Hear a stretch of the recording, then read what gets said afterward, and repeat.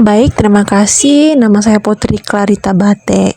Kali ini saya akan membahas mengenai metode simplex, yang dimana yang perlu kita ketahui terlebih dahulu yaitu salah satu teknik penentuan solusi optimal yang digunakan dalam program linear adalah metode simplex. Jadi, penentuan solusi optimal menggunakan metode simplex ini didasarkan pada teknik eliminasi Gauss-Jordan. Penentuan solusi optimal dilakukan dengan memeriksa titik ekstrim satu per satu dengan cara menghitung iteratif. Oke, langsung saja kita masuk pada contoh soalnya, di mana maksimum Z sama dengan 8x1 ditambah 9x2 ditambah 4x3.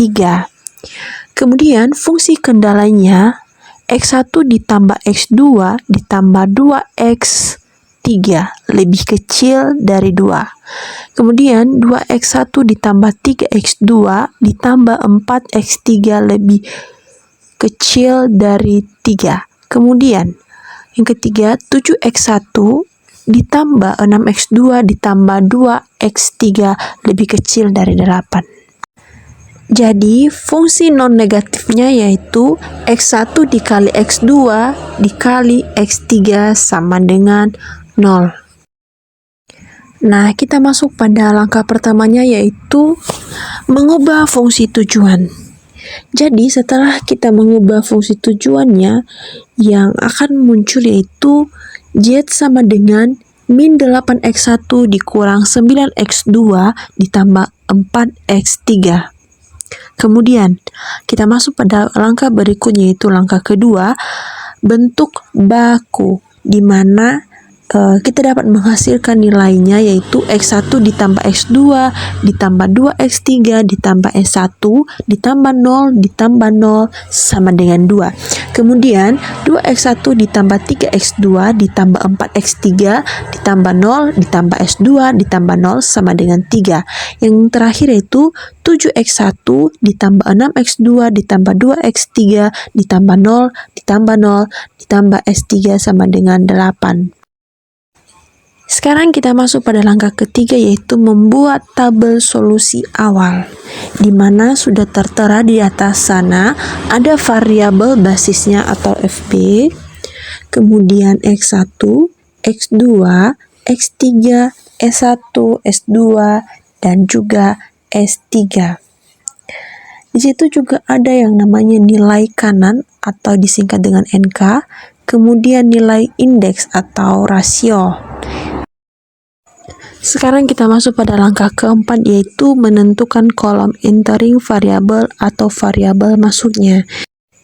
Jadi di dalam contoh kita dapat mengambil dari kolom X2 itu nilainya yaitu min 9.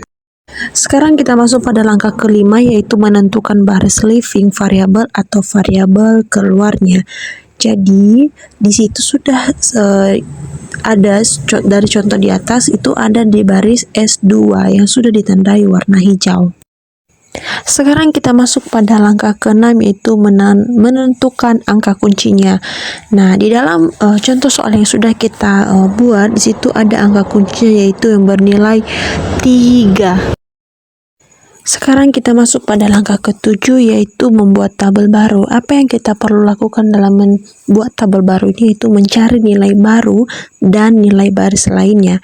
Yang pertama yaitu nilai baru, membagi masing-masing nilai baris dengan angka kunci. Kemudian nilai baris lainnya, nilai lama dikurang dengan nilai baris kunci dikali kolom kunci. Jadi di dalam kolom ini sudah tertera kolom kuncinya, di mana di baris X2 di kolom X1 ada 2/3, kemudian 1, kemudian 4/3, kemudian 0, kemudian 1/3, kemudian 0, baru 1, dan terakhir 1/3.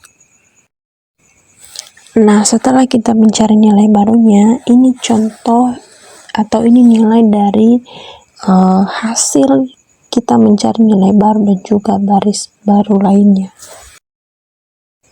Sekarang kita masuk pada langkah ke-8, yaitu hasil tabel barunya. Setelah kita mencari baris baru dan baris kuncinya, maka inilah hasilnya.